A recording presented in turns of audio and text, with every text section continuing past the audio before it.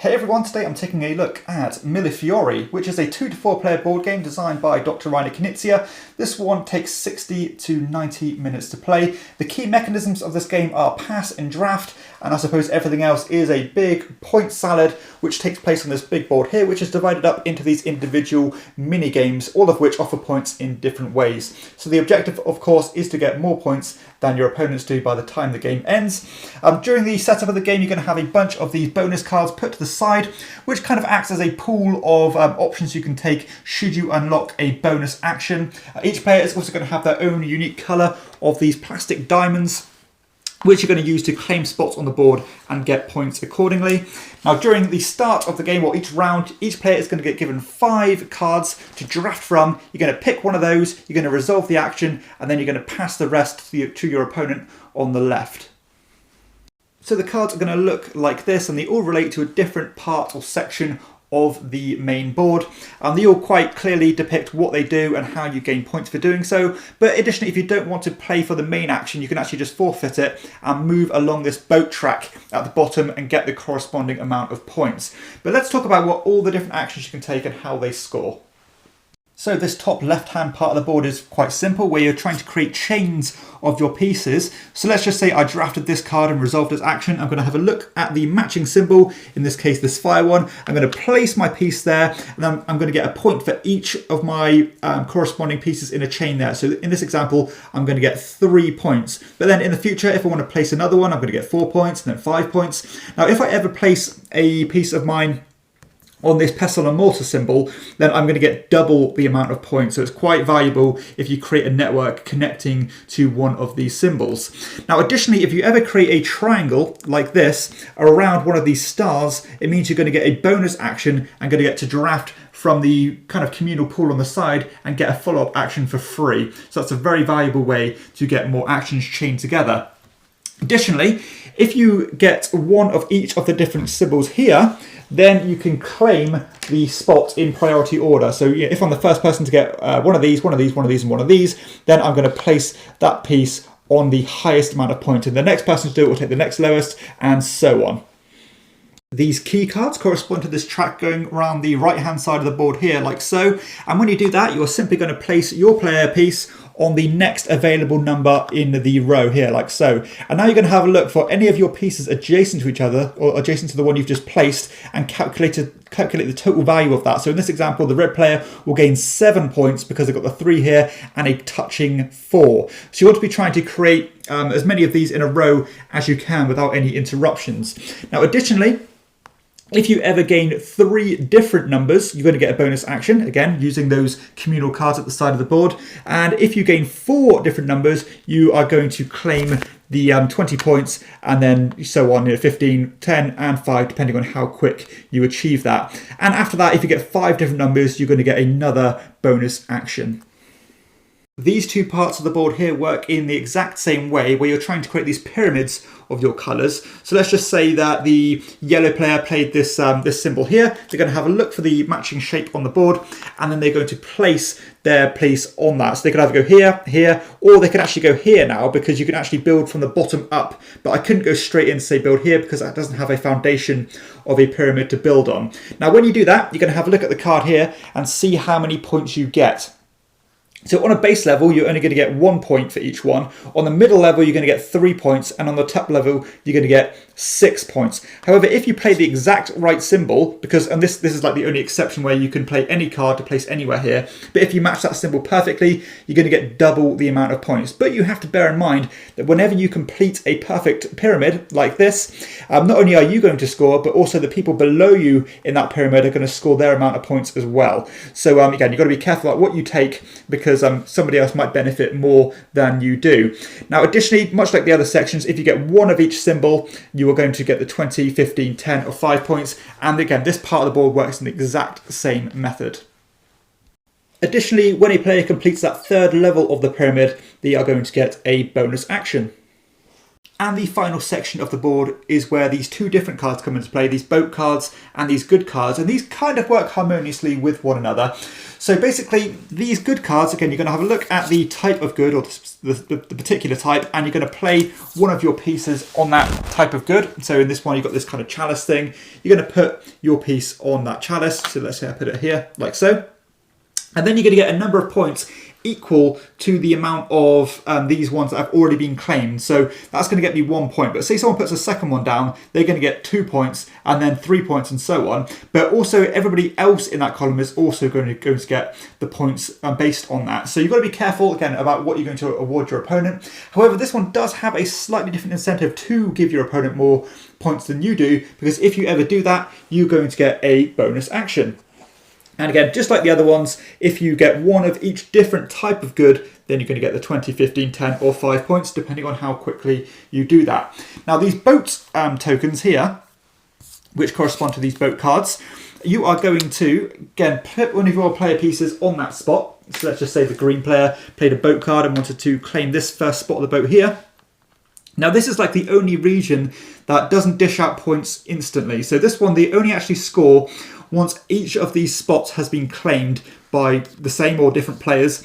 And then you're going to get a number of points based on how many goods are on that boat. So you can see, using this card as a guide here, if there's only one good on that boat before they, when these 3 places are filled up, you're going to get 1 point per boat you've got there, or 3 points, or 6 points, or 10 points, depending on how many goods are there. So additionally, when you do take that boat action, you are always going to move along the boat track and the corresponding amount of spaces, which is illustrated on the card, and get the amount of bonus points there, either 1, 3, 10, 5, or even a bonus action if you land perfectly on one of those spots.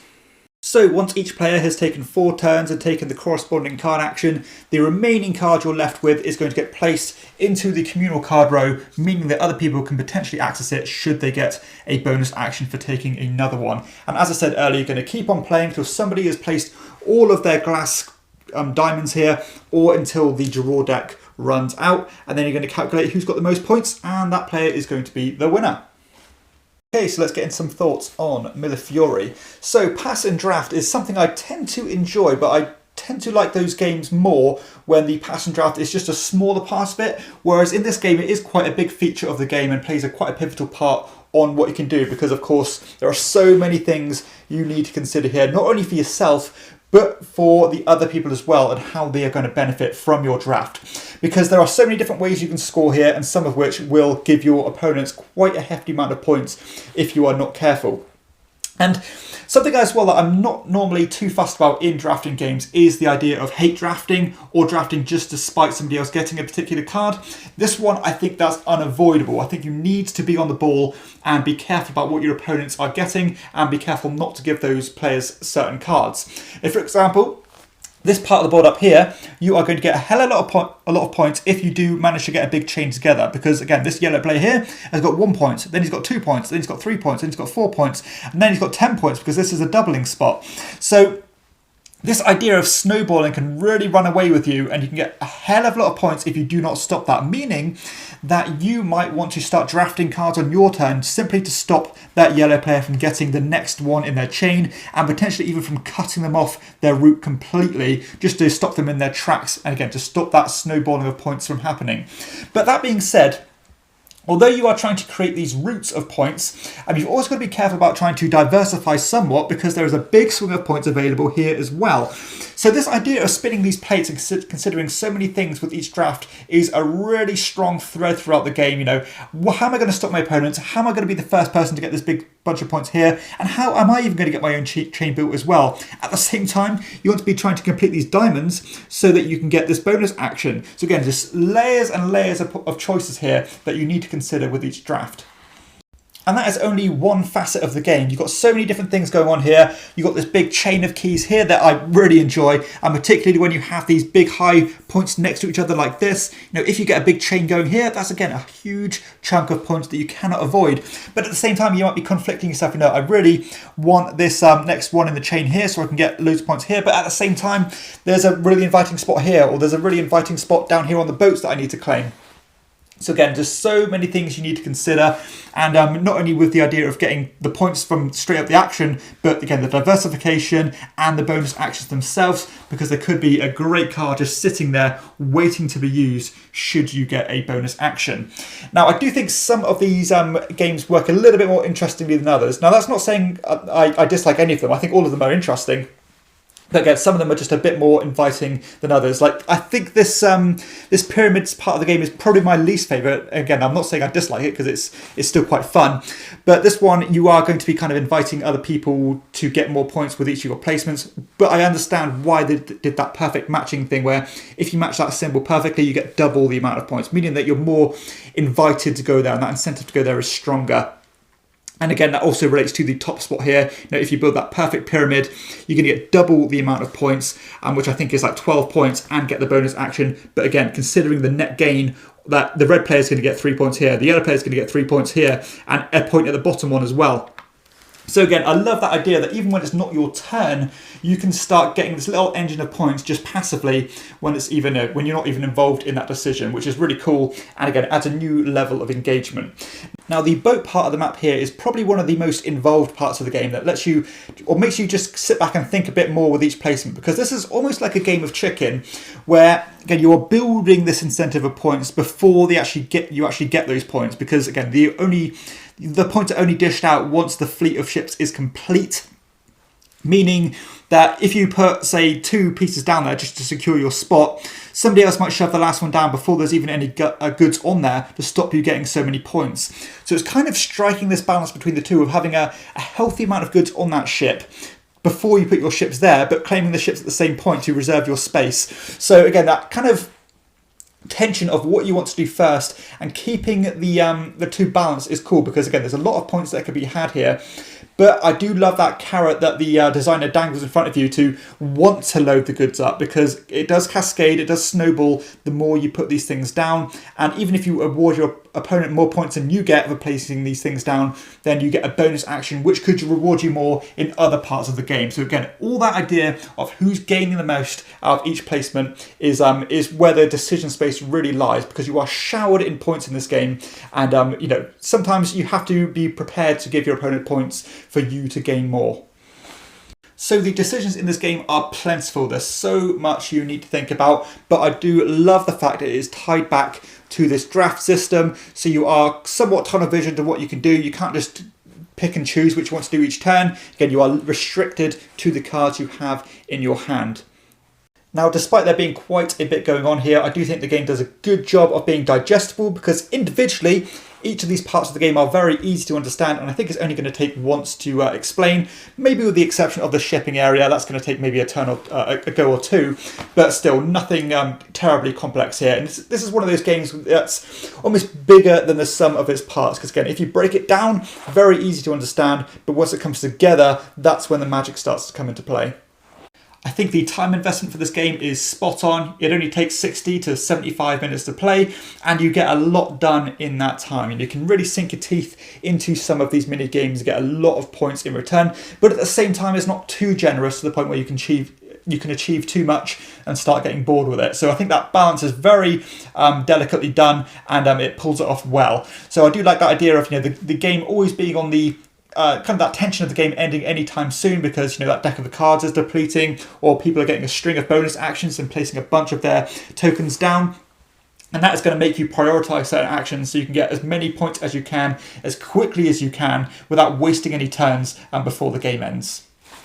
I think the replayability of the game is decent, because there are so many different things you can try and go for, and it really helps that you are restricted to the cards in your hand so that you cannot just follow the same strategy every single time. If this was just a free-for-all, you can go where you want, when you want, I could see the game getting quite tiresome quickly, but because again you will have that draft and you do have that set of cards in your hand, that is going to completely almost make that part of the game void and keep it feeling fresh. I think the player interaction in this game is very strong. You cannot avoid stepping on other people's toes, and you have to be on the pulse and try to stop other people from getting these big chains, as I discussed earlier. But I would say that I do think the game does start to shine when it gets to that 3 or 4 player count. I do feel like you need that extra wild card in play in order to spice up the mini games, to make the pyramids more interesting. Otherwise, you clearly know who's benefiting the most out of each placement, and it becomes a bit tighter as well with more players.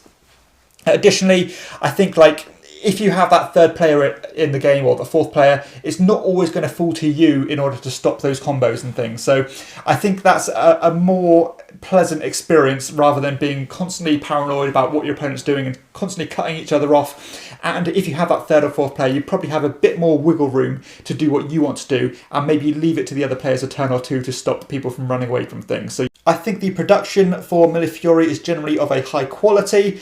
I think the game looks very appealing, maybe a little bit busy to start with, but once you understand how the games are broken down, it's a bit more digestible. The actual player pieces themselves are very nice and still not overly superfluous or expensive, which is good. So it strikes a nice balance of being affordable but still having a good polished look to it. These transparent tokens look great when they fill up the board. They start to build up this nice kind of mosaic of colour, and you can see the symbols beneath them, which is a good choice, I think.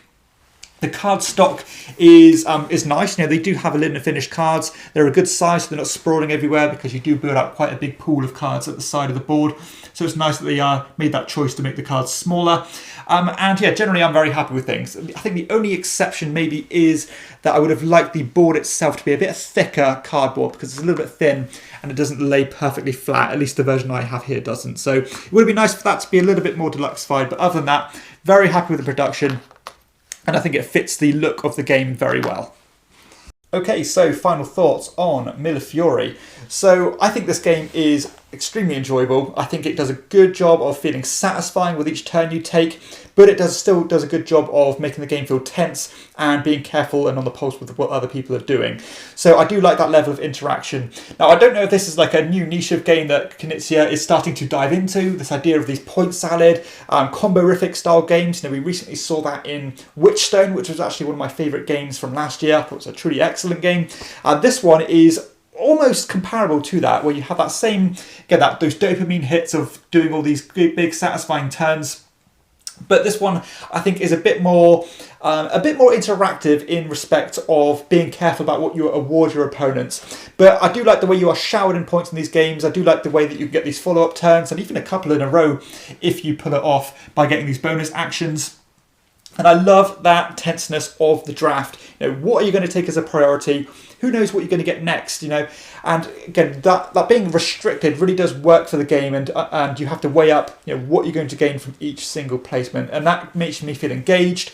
It makes me enjoy it from start to finish. It has a great degree of progression in the game, as you can build up more chains and build up these pyramids and get a big row of these, for example. And it all comes together in a very nice, polished, kind of harmonious package, really, that I think is a lot of fun. It's accessible, and it might just be one of my favourite examples of a pass and draft style game, because again, every choice is important. So again, if it's not clear to you, this game is going to get a shield of quality from me.